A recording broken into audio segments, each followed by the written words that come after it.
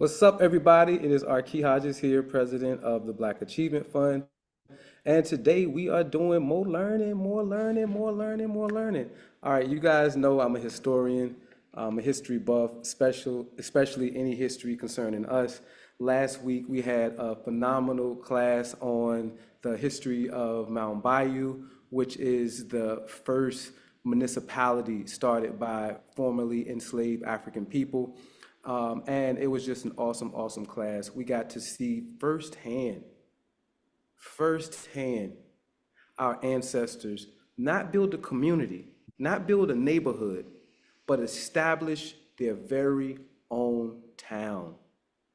They appointed the mayor, the city council, they had their own police constable. They ran their whole city.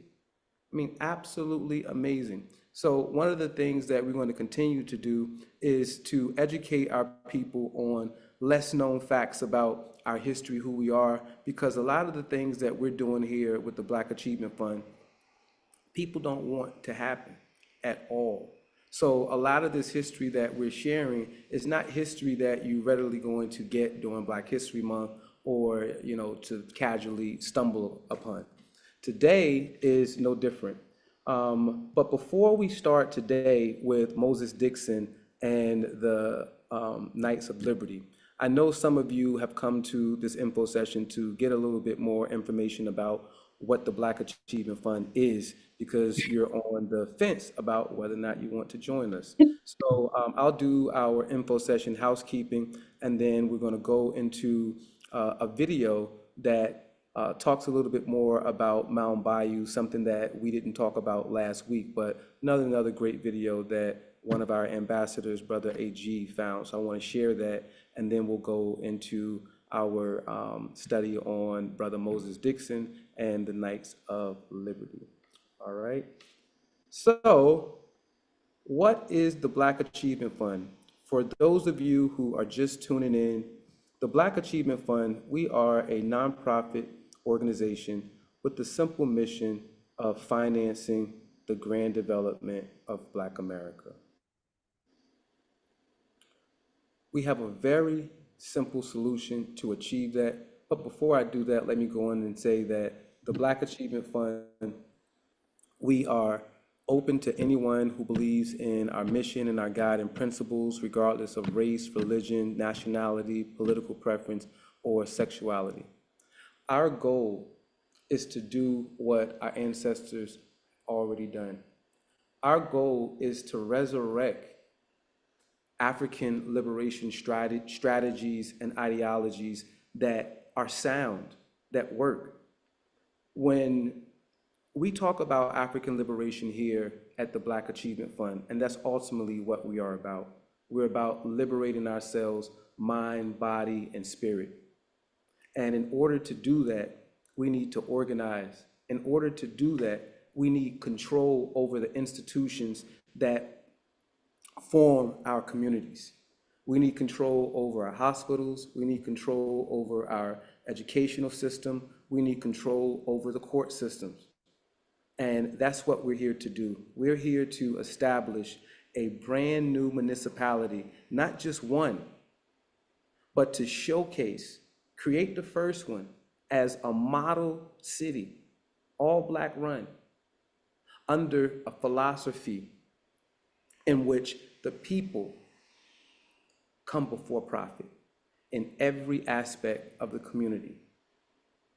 A municipality that is guided by 10 principles that the Black Achievement Fund embodies, that will ensure that we create a community that puts people over everything else.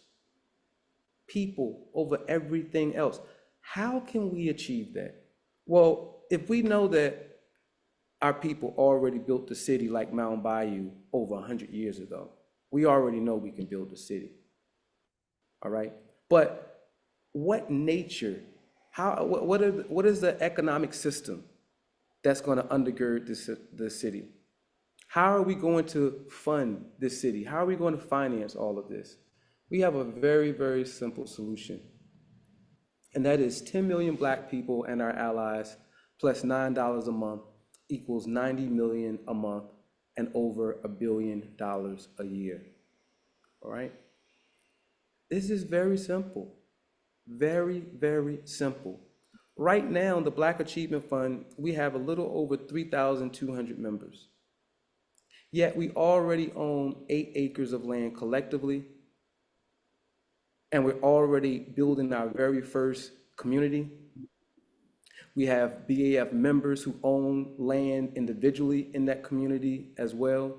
We have our very own Kemet Club, which I'm broadcasting from right now.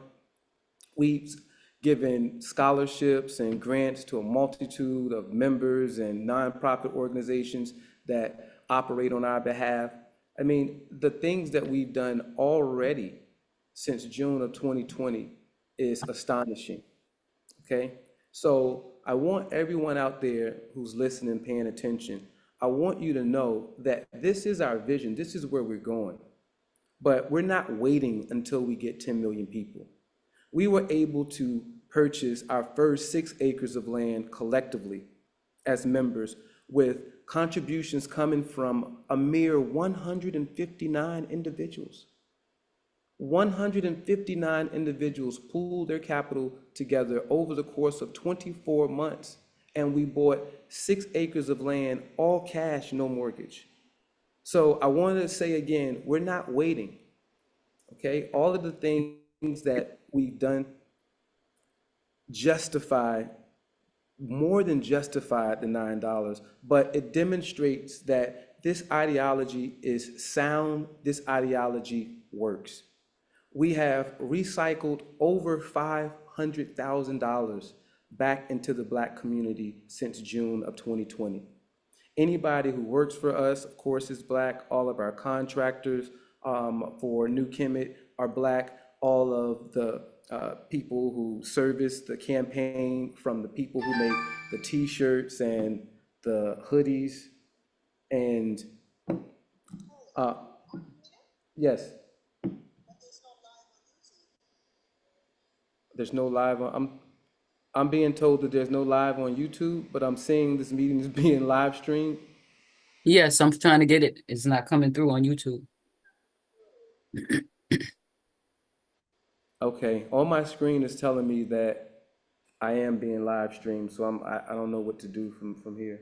I don't know. I don't know. Maybe we should shut down and start back the live. It's not coming through on none of my devices. Okay, Not sure. I'll start over. Okay. That's all I could think of. All right, everybody. Sorry, but for some reason we're not live streaming on YouTube, so I'm going to stop and I'm going to start back over, and I'm going to try to go a little. Not coming through on none of my devices. Brother Arkey, you're coming through. I'm on YouTube and I'm seeing you. Oh, Okay. I'm on okay. both. I'm on YouTube and I'm on my laptop. Yeah, I'm on my laptop. Well, you're not coming through on my device. Okay, well maybe it's me. Okay. All right. Glad you stopped that. Okay. Yeah. So we're going to keep going. Hey, guys, this is technology, so we apologize for the interruption. But once again, our solution is very simple. Our mission is very clear. In order for us to be liberated, we need full control over every aspect of our lives. And the only way that we can do that at this point is to establish our own municipality. When we establish our own municipality, we establish our courthouse. We build the courthouse ourselves. We build a jail if we so desire. We appoint the prosecutors. We appoint the police chief. We hire the police officers.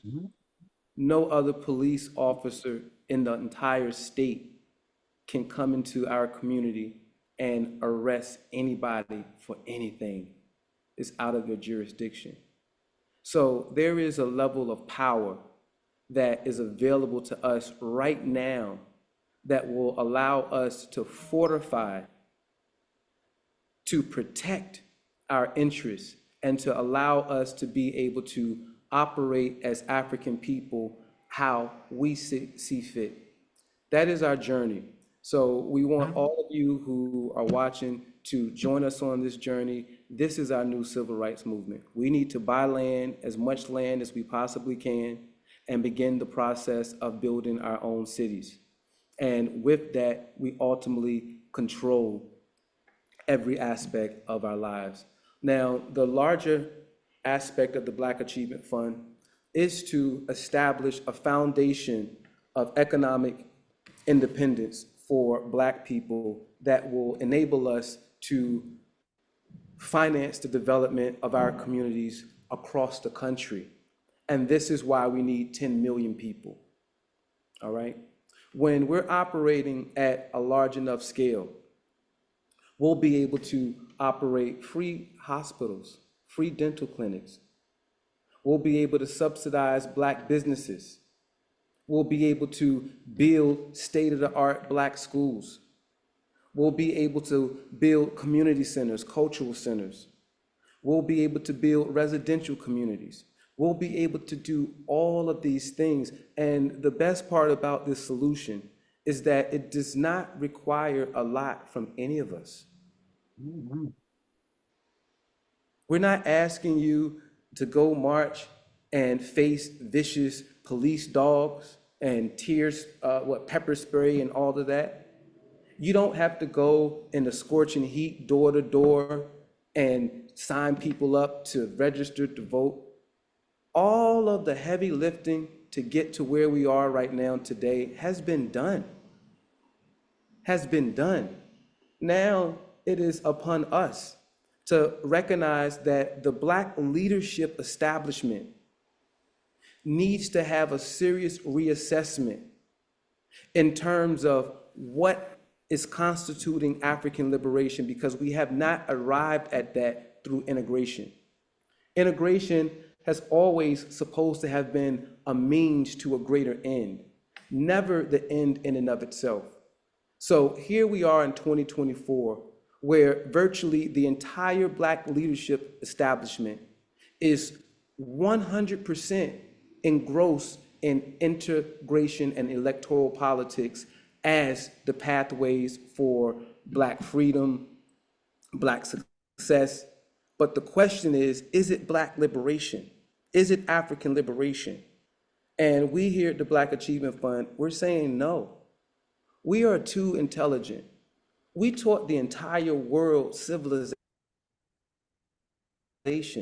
We were the world's first kings and queens. So why should we subject ourselves to being ruled by someone else? It's honestly offensive. So we're saying we have the most practical plan, and that is the other piece of it. We have a plan to achieve our mission in our lifetime. Now, this is a gargantuan plan, but as the phrase goes, how do you eat an elephant? One bite at a time. One bite at a time. So we've already established our own first cultural space here in Atlanta, our Kemet Club. Check. Our members come here, they utilize the clubs for a multitude of reasons. We can come here, have all types of meetings and discussions in which we don't have to worry about other people overhearing. This is our own thing. Everything in here we purchase with our own money. Members have the password to come and go as they please. We just had a birthday party out here. We've had people rent the club out for conferences and annual meetings for their nonprofit organizations. So we've already established that. We already own land. And we're already in the process of building our very first house in our new community. And it's for, of course, one of our members. So I'm just so happy to say, and just so proud of all of the work that all of our members have put in over the past 5 years to show that we have staying power, but more importantly, to show so much early promise and results with this ideology without having thousands and thousands and thousands of members, without having tons and tons and tons of press. So I'm, just so excited. And I know that we're at the right place in time and history to replicate this with a level of success that will force people to take a second look at what we're doing and this ideology. So that is my pitch on what the Black Achievement Fund is. It's very easy to join us, BAF.solutions/join, and takes no more than 2 minutes. We are a nonprofit 501c3 organization. 100% of your monthly contributions are tax deductible. All right, it just gets no sweeter than that. All right, so today we are going to now do some educating.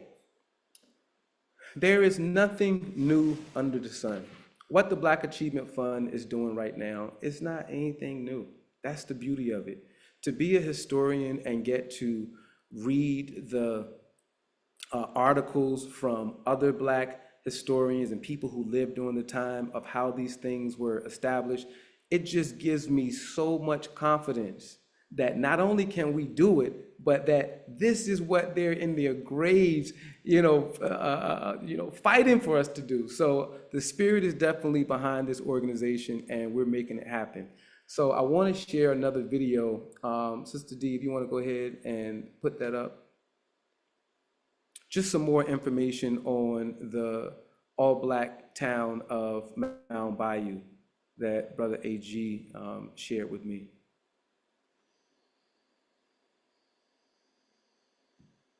Let's see. Can you see the screen? Nope, but you know what? I think I have it right here. You don't Can you guys see my screen? Huh? Can you guys see the YouTube coming up on my screen?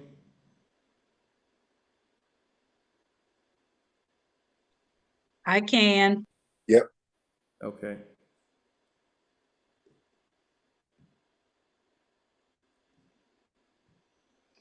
Pride that a lot of people did not have.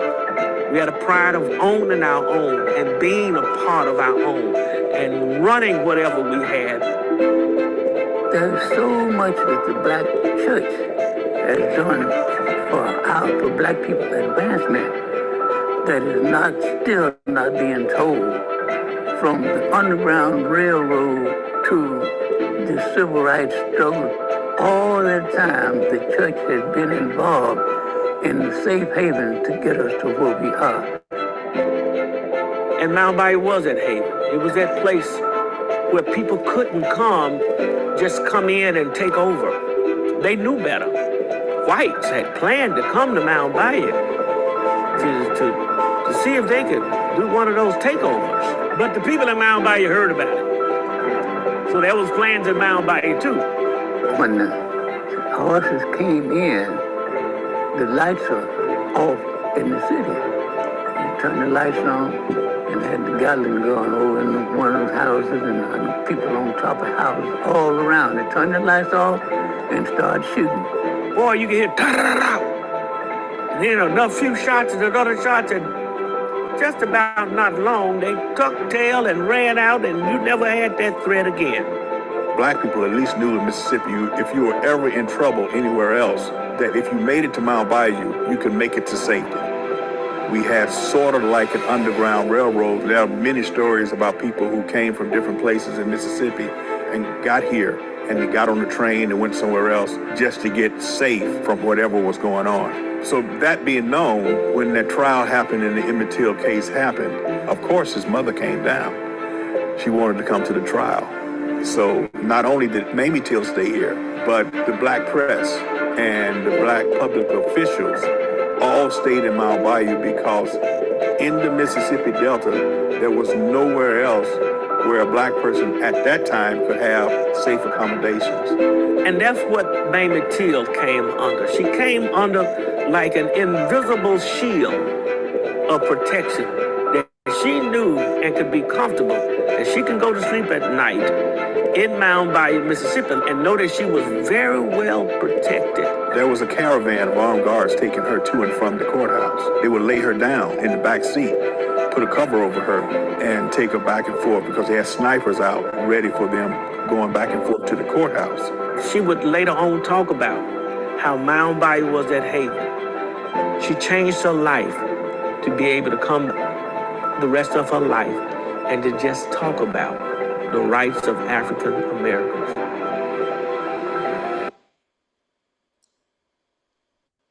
All right. I just want to stop for a moment before we go into the discussion of Brother Moses Dickson. Did you guys hear how significant the town of Mound Bayou was? And the town was first started in 1887. We know when Emmett Till, you're talking about the 1950s. Something that those pioneers started in 1887 was still a place of refuge for Black people decades and decades and decades and decades after their death. That is the level of impact that these pioneers had who built that first municipality after enslavement. We are those pioneers. You are those pioneers. I want everyone to understand the context in which we're operating. We're making history. We're making history. We're looking back at the past, not in nostalgia, but as instruction. This is what we should be doing. This worked. Those people who lived in that community, they had arrived at African liberation. They were in control of every aspect of their life. They didn't have to go outside of Mound Bayou for anything. And they knew that as long as they were in the confines of their city, that they were safe. They had real military equipment. And you can do so as a municipality. We can have military style firearms and armory to protect our cities, drones, all of that, whatever we can afford.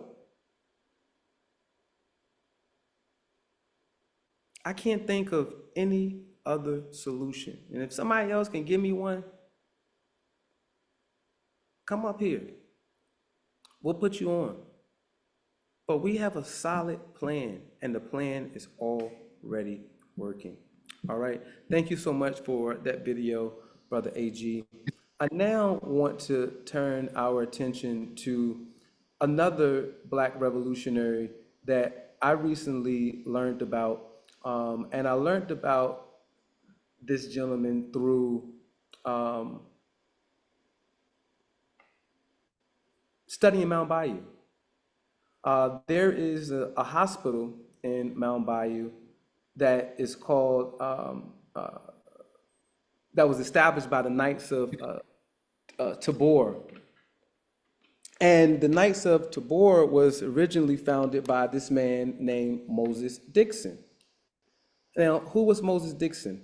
Moses Dickson was a Black guy who was a barber, and he used to travel throughout the South. And one of the things that he saw was that slavery needed to be abolished by any means necessary, including violent overthrow.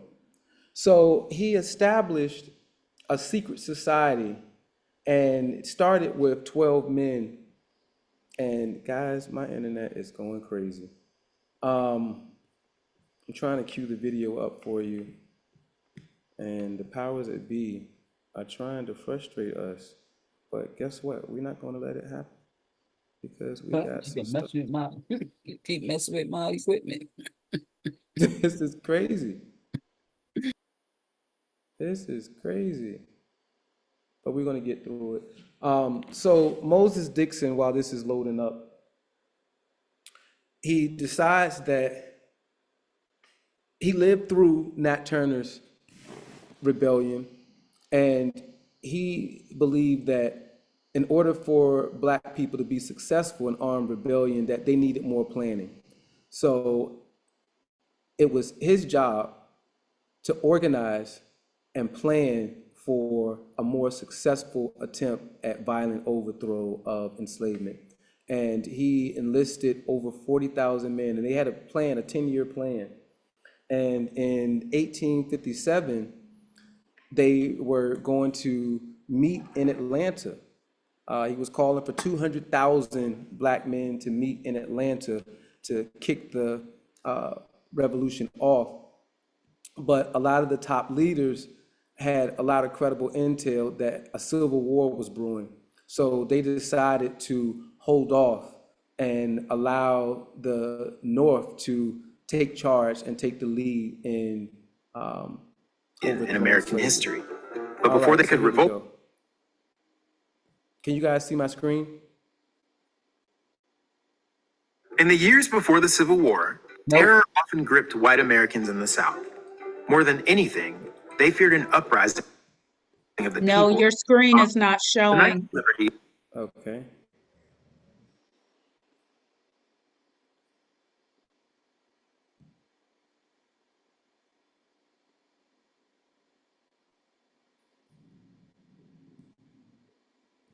War, terror often gripped white Americans in the South. Okay. You More than guys see it now? Yes. years Okay. in the years before the Civil War, terror often gripped white Americans in the South. More than anything, they feared an uprising of the people they held in bondage. The Knights of Liberty, a top secret, all Black militant organization, prepared to just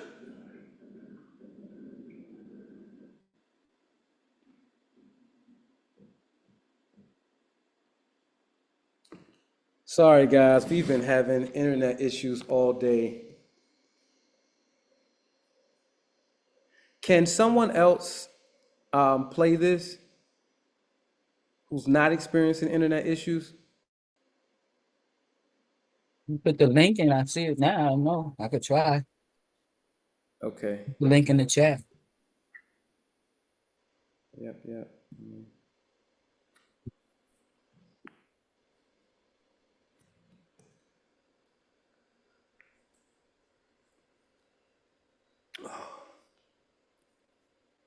Mm.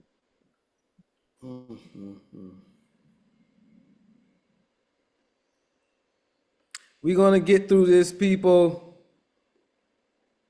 Just be a little patient. justify their fears by launching the largest enslaved rebellion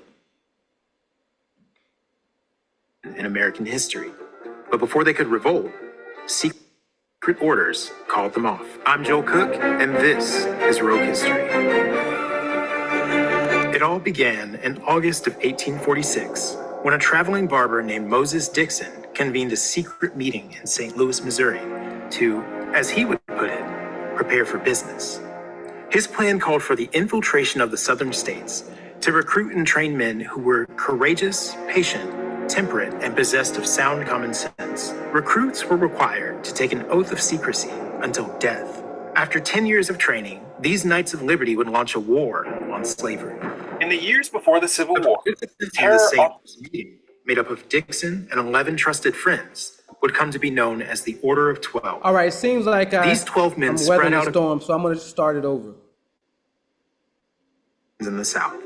More than anything, they feared an uprising of the people they held in bondage. The Knights of Liberty, a top secret, all Black militant organization, prepared to justify their fears by launching the largest enslaved rebellion in American history. But before they could revolt, secret orders called them off. I'm Joel Cook, and this is Rogue History. It all began in August of 1846, when a traveling barber named Moses Dickson convened a secret meeting in St. Louis, Missouri, to, as he would put it, prepare for business. His plan called for the infiltration of the southern states to recruit and train men who were courageous, patient, temperate, and possessed of sound common sense. Recruits were required to take an oath of secrecy until death.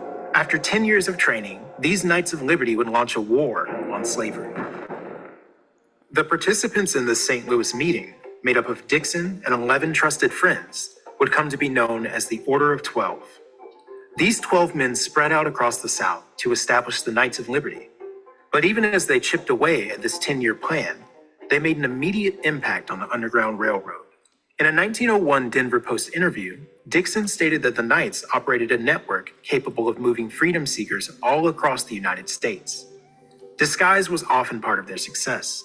In one case, Dickson rescued a mother and daughter from Louisiana by coordinating tailors and barbers to disguise them as sailors. A fellow Knight of Liberty snuck them onto a steamboat as part of the crew, and they successfully made their way to freedom in Canada. In the same interview, Dickson said that the Knights of Liberty had an unbreakable telegraph code that remains hidden to this day. But we do have evidence of coded language from other underground resistance groups who operated during the same time period. The African Mysteries, a group based in Detroit, Michigan, communicated with freedom seekers through what we would know today as call signs. One nonverbal signal required a person to touch the knuckle of their right index finger to the knuckle of their left. The other person would respond by reversing the signal left to right to confirm that they were also part of the organization. But while groups like the African Mysteries were focused on escaping from the South, the Knights of Liberty wanted to seize land for Black people in the South.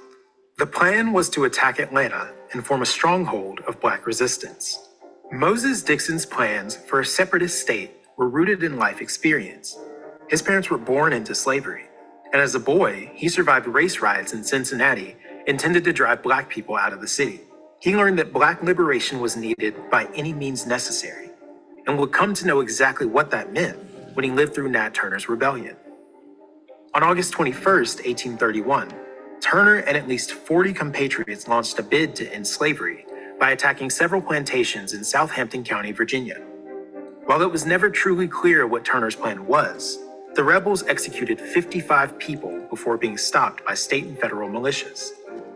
Black people suffered the consequences of the rebellion, with hundreds being beaten and murdered across the South. Slave patrols, formed by state and local militias, began an early version of stop and frisk policing, and laws known as slave codes prevented enslaved people from gathering in large numbers, traveling without permission, or testifying in court. None of this was lost on the Knights of Liberty as they prepared for their own revolution. In discussing the secrecy needed for them to succeed, Moses Dickson wrote, "We know of the failure of Nat Turner and others. Previous rebellion leaders struggled with stealth and planned for just weeks or months without building a real infrastructure to support their operations.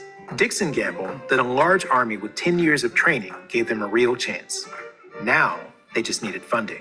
To raise money for his secret plan, Dickson appealed to sympathetic abolitionists in the North and the South. They willingly donated thousands to Dickson's Underground Railroad work, unaware that they were funding a revolution. By 1856, they had everything they needed to launch their war against slavery. But when the time finally came, they didn't strike. As Moses Dickson surveyed the landscape, it became clear to him that a civil war was coming, whether the Knights initiated it or not. Not far from his home in St. Louis, anti-slavery and pro-slavery guerrillas were already fighting a civil war along the Missouri-Kansas border. Dickson recognized that a larger movement was forming and decided to wait. But not everyone accepted the order to call off the rebellion. From Texas to Louisiana, and eventually all the way to Maryland, uprisings and rumors of uprisings struck terror among the slaveholders in the fall of 1856. But Dickson was vindicated when Confederate forces officially started the U.S. Civil War in 1861. Almost immediately after the start of the conflict, Black Americans began providing intelligence to the Union Army about the Confederates. Coded broadly as Black dispatches, this information could come in the form of debriefs from the people who escaped the Confederacy, or from missions specifically orchestrated by the Union Intelligence Office. But Black people weren't officially allowed to join the Union Army until 1863. So who was the Intelligence Office working with? Because the Knights of Liberty maintained strict secrecy, there are no documents confirming their participation in the early years of the war. But there are lots of coincidences. Take the Loyal League, for example. This all-Black spying organization was formed at an Ohio convention in 1851, not far from Dickson's hometown. When the Civil War began, this League of Black spies hit the ground running because they already had a strong communications network operating all over the South. Sounds awfully familiar, doesn't it? Though the armed rebellion didn't play out the way they planned, the Knights' work was not in vain. The network Moses Dickson built remained intact after the war, transitioning into a mutual benefit society known as the International Order of 12 of Knights and Daughters of Tabor. Dickson played a major role in organizing schools for Black Americans in St. Louis and served as a founding member of what is now Lincoln University of Missouri, one of the oldest historically Black universities in the nation. After his death in 1901, his legacy continued on through the Taborian Hospital in Mountain Bayou, one of the first hospitals in the country with an all-Black staff. Whether through clandestine means like those used on the Underground Railroad, or the violent insurrections that moved the United States closer to a reckoning with slavery, there has been a continuous through line of Black agency and organizing from this country's founding through the present day. We'll never know what would have happened if Moses Dickson and the Knights of Liberty had launched their own war on slavery in 1856. But what their plans do tell us is that the narrative that Lincoln and the Union Army freed the enslaved doesn't even begin to tell the entire true story of African American emancipation. What did you find most interesting about the Knights of Liberty? Let us know down below. And while you do that, I'm going to tell you about a new show on All right. How many of you had heard about the Knights of Liberty prior to this?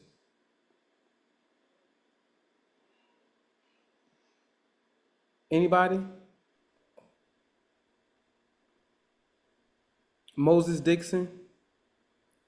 Anybody? No, not me.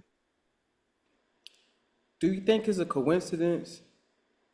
Why is it such profound men of our history, their histories are lost? Now, this was done by PBS, as you can see. And I'm so thankful that they allow Black people in these institutions to help put this knowledge forward. One of the things that struck me the most about this, and again, I got my education in African American history, Africana studies, and all of these things. And so many of the Black men and women who contributed these I just can't even put it into words, but the work that they put in to establish a network of over 40,000 men ready for armed revolution and all throughout the states, for Blacks to have established spy networks. We heard about the Underground Railroad. How many of you heard about a Black spy network?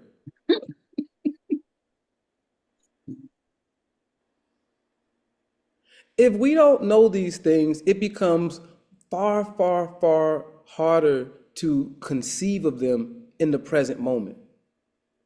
But if we have a structured education, that our children are learning about all of these people that we're bringing forth that we didn't know about, look at the thoughts that they have to operate from. Look at the baseline of knowledge that they have to operate from. Look at the panorama of strategies. But when someone else controls our education, do you think they're going to allow these type of people to slip in? And what's more profound about it is that they didn't get caught. 40,000 people over a 10-year period and nobody snitched.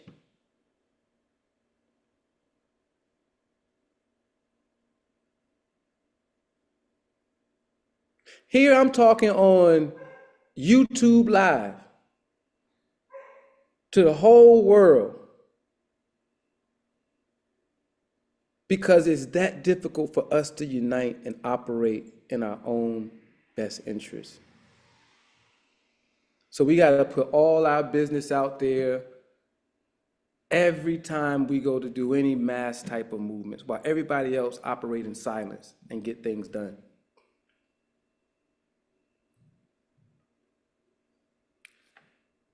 when we talk about in 2024, where we are in this country, right now, we had a black president that nobody in our lifetime thought was gonna ever happen. And it came and went and is already passé. Right after white people took the leap to vote in a black man, immediate backlash. And they vote in one of the most racist people around in politics. These are facts.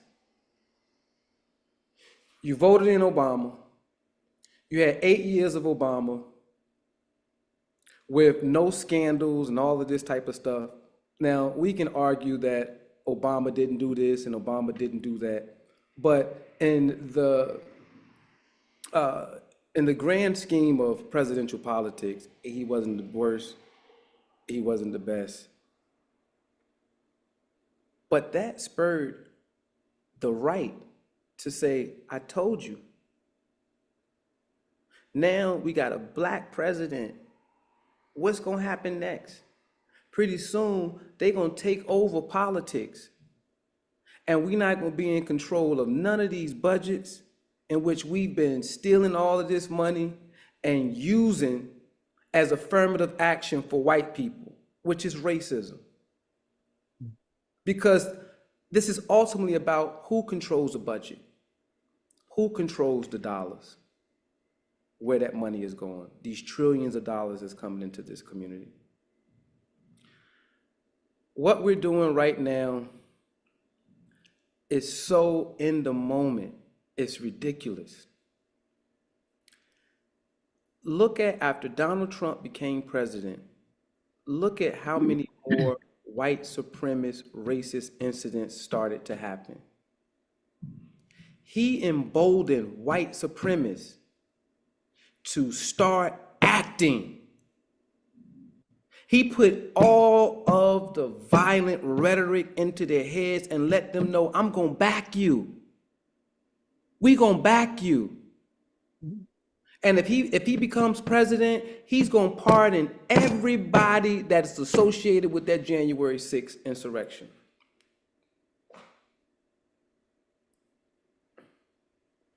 We are now at another critical moment in Black history where white people once again have been put in a corner.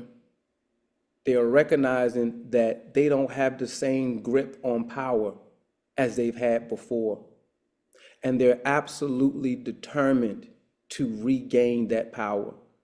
You know, this whole 2025 initiative, this is real. Donald Trump is already saying, you ain't gonna never have to vote again. We about to do away with all of that. This is about, this dictatorship stuff that we're talking about, we about to usher this in for real. If past presidents can make an amendment, why can't we? And they've tested this, they've been testing this out. They tested it out with Roe versus Wade. And when they tested it out with the failed coup, which was January 6th.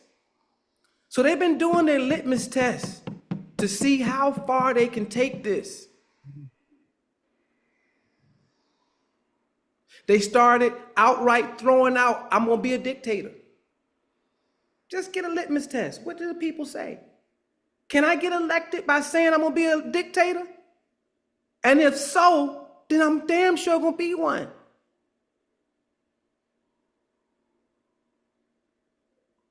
The position that we're in America is very precarious. We don't have any way of defending ourselves right now as a collective if there was an onslaught against us. How do we organize? How do we mobilize? If we had cities all across this country that were armed to the teeth, that were ready, we would be able to protect our own. We would be able to raise our children without the fear that they're going to fall prey to a racist cop. There's no answer for a white racist cop killing and they know that they can get away with it. There's no answer to that. These people are killing us every way they can. The hospital, the food. People get, I just really, it's so much going on that sometime when you add it all up, you gotta say, am I a conspiracy theorist? Or am I seeing a real conspiracy play out right in front of my face?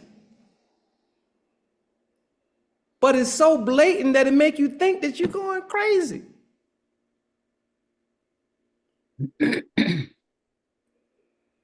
I want to open the floor up. We're at 2:51. What are your thoughts? You know, what are we doing as the Black Achievement Fund? Is this the right direction? What is the fear? You all have been trying to get people to join the Black Achievement Fund forever. What is the fear? Is it that they don't believe in Black leadership? Do they think that someone's going to rob them? What is it that you guys are getting?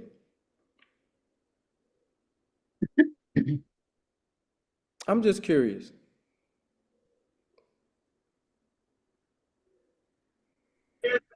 I'll speak. All right, Sister Kamisha. Thank you.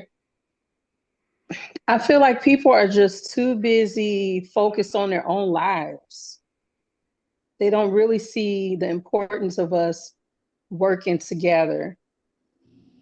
You know, it's like even with our, like, I'll speak for myself. I have family. I have family in Chicago, Louisiana, you know, but it's as if I have no connection with them. I talk to them every now and then.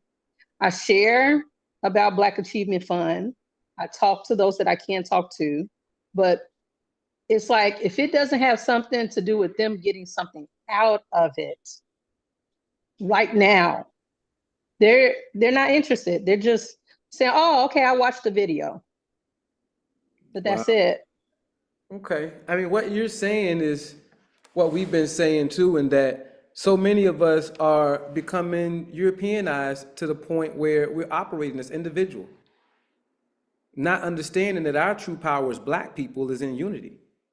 So thank you for that. Sister Harriet, you have the floor. Thank you. Yes, it's like Brother Ray Pagans talks about. We have been lulled into thinking that, into looking to the future. Religion has been a pacifier to us, and we have been, duped by that into thinking that everything that we're going to eventually accomplish is going to be handed to us magically through some spiritual being. And it's that was all planned in order to keep us asleep.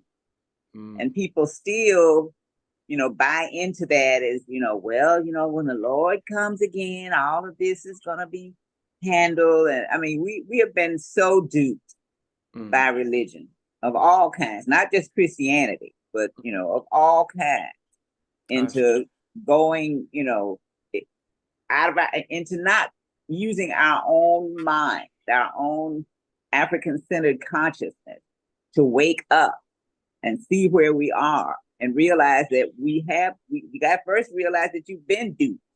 And people don't want to hear that, Because since I've been listening to Brother Ray, I've been talking to my family members, and you should hear the backlash.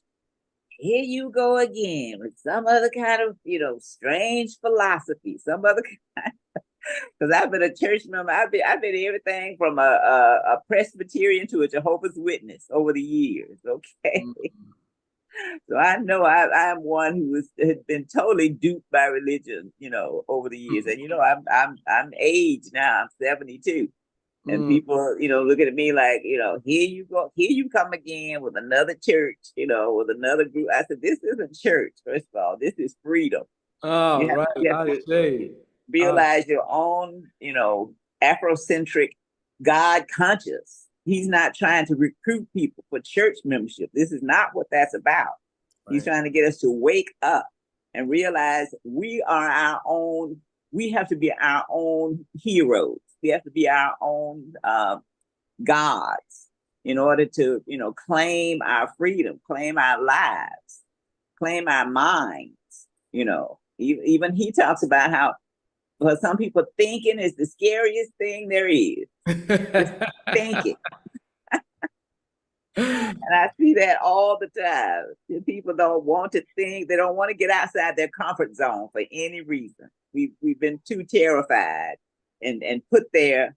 And then to be able to say, well, hey, I was wrong in what I was thinking. That's the other thing. People, especially after they get my age or even younger, don't want to say, well, I've been believing this all along and this has been nothing but a lie.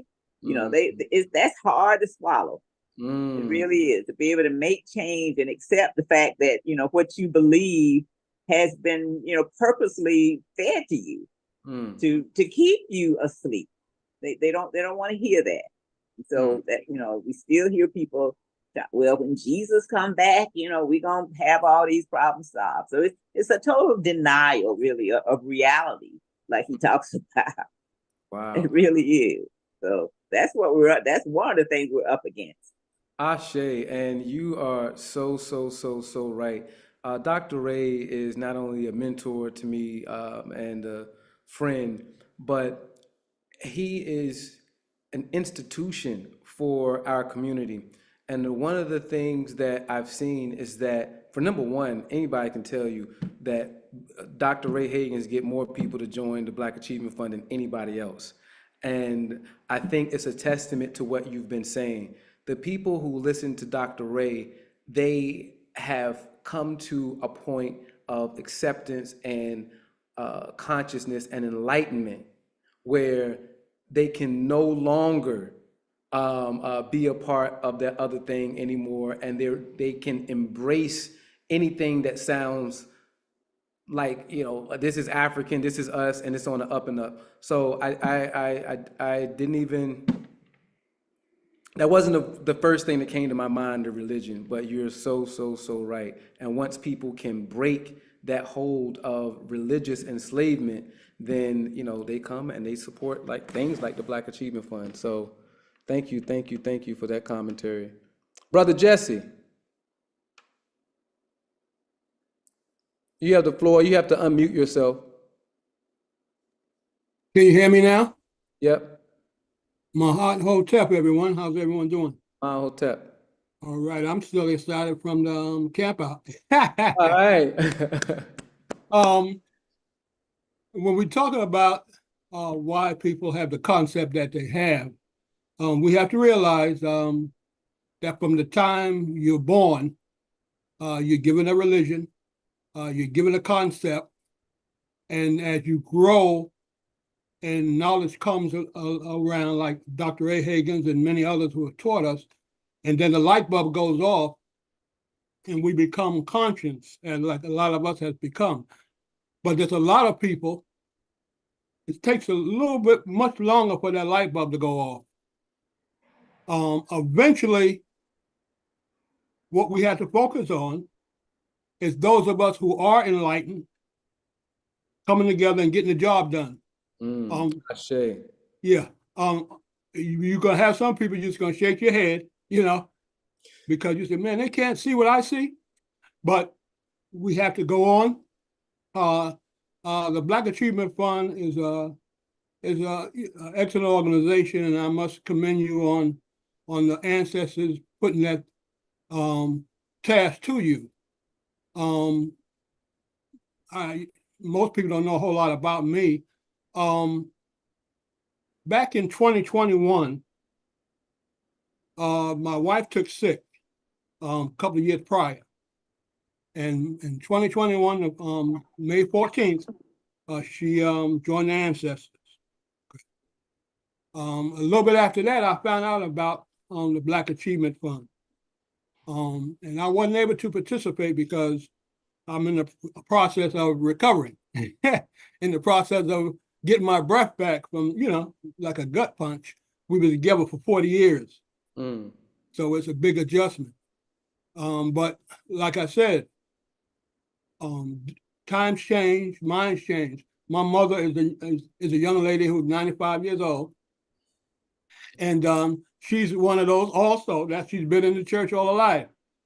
And, you saw somebody 95 years old, and you try to convince them there ain't no Jesus Christ was created, you're going to have a problem. You're going to have a problem with that. So we have to be patient as we go out and try to share our knowledge with people and work with the ones who come.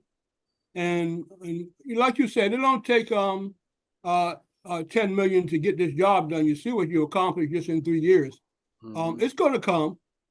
It's just going to take a little while. But I tell you, I didn't get, this is my first time I'm getting a chance to talk.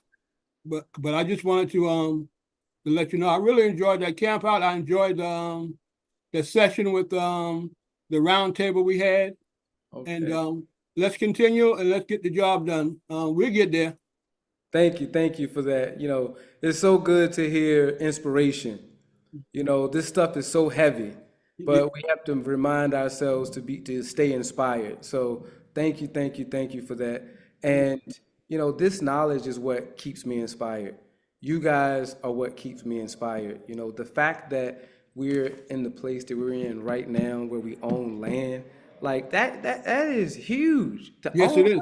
own land, and we're about to build our very first house on that land, and then we're about to build our first collectively owned house on that land. So get ready, we're about to launch our phase 2 fundraising to build our first house. So we're doing so much. If you're late to the party, come in, we're still partying, and this is the fun part. This is us having a blank slate to be able to build a world-class city on behalf of our people, utilizing our own philosophies, our own worldview. I mean, this is going to be absolutely amazing. So stay tuned, everybody. If you haven't joined the Black Achievement Fund, please join today. If you're watching, please like this video and subscribe. What we got going on this week, guys? Anything? Any comments? Any announcements? Yeah, this week, I'd like all of our members who's interested, and those of you who not really interested right now, to join us on Tuesday, Tuesday the 6th. That's next week. We're going to be doing a down payment assistance seminar. Oh, that's right. For those of us members who are interested in perhaps purchasing some property on our Kent land. Of course, I'll be hosting and bringing all the workshops. However, I'm going to have some special guests. I'm going to have the mortgage banker who's dealing with us right now up in Little Kemet. So he has some excellent programs that would assist us. So please mark that date down and join us. Yes, if you are interested in buying a house, period. If you're interested in learning how to leverage the equity you may have in your house, if you're interested in real estate investing, please get on. Our personal mortgage broker, Manny, he'll be on as well, as Brother Nasor said, and he's going to share with you the climate right now in this moment. So if you're interested in buying land in New Kemet, if you're interested in investing in New Kemet, it'll be a great time for you to come on. And speaking of that, we have changed the name of Little Kemet to New Kemet. New Kemet. So, we want to make that announcement. So if you guys see new in you as opposed to little, that is not a mistake. We did change our name. There were a lot of members who didn't like the word little. We didn't do it to make light of Kemet at all in any sort of way, but we listened and we've changed it to New Kemet, N-U Kemet, K-E-M-E-T. All right. Brother Leah, Arkey, can I? someone is asking about the actual time. So that's Tuesday, August the 6th at 7 p.m. Is that Correct. correct, Brother Nassar? Correct. Correct. And there will be flyers and emails going out? They haven't gone out. Well, yeah, there's one that's out now with that just announces the workshop. I Okay. believe it does have the timing on it and the Zoom ID. Okay. Yeah, Also, there's going to be a meet and greet this Saturday at the Kemet Club in Atlanta for all our local Metro Atlanta members. Right. all And right. what time is that? That's going to be from 3 to 7. That's the timing for that, 3 to 7. And there will be some flyers and stuff going out. And that's this Saturday, August the 3rd. 3rd, correct. The first Saturday in August. Awesome, awesome, awesome. I hope to see you guys there this Saturday, here, I should say. Right. Right. This Saturday. I'll be in Kemet, but not Kemet Club. Okay, Hashe. That's right. Brother Nassar, what date did you say? What date? For the workshop, Uh-huh. workshop is going to be on the 6th. It's Tuesday, Tuesday, August 6th. August 6th. Yeah. What time And is start that? at 7 o'clock, 7 p.m. 7 p.m. Correct. Okay, got you. Brother Nassar, right? Okay. Also, Brother Arkey, don't forget to tell everybody about Labor Day weekend. Oh, we had to change the date, unfortunately. So we changed the date to the following weekend, which is September 6th, and the email will go out with the change of date and all of that stuff tomorrow as well. And you'll also get the flyer with the Zoom link for the event, the housing workshop on the 6th. Yep. All right. Any other So announcements? what's that? The 6th and the 7th, or the 6th through the what's that? Yeah, it's the 6th through the 8th. So it's Friday the 6th, Saturday the 7th, and then we leave on the 8th. Okay, Friday, Saturday, and Sunday. Yeah. Okay.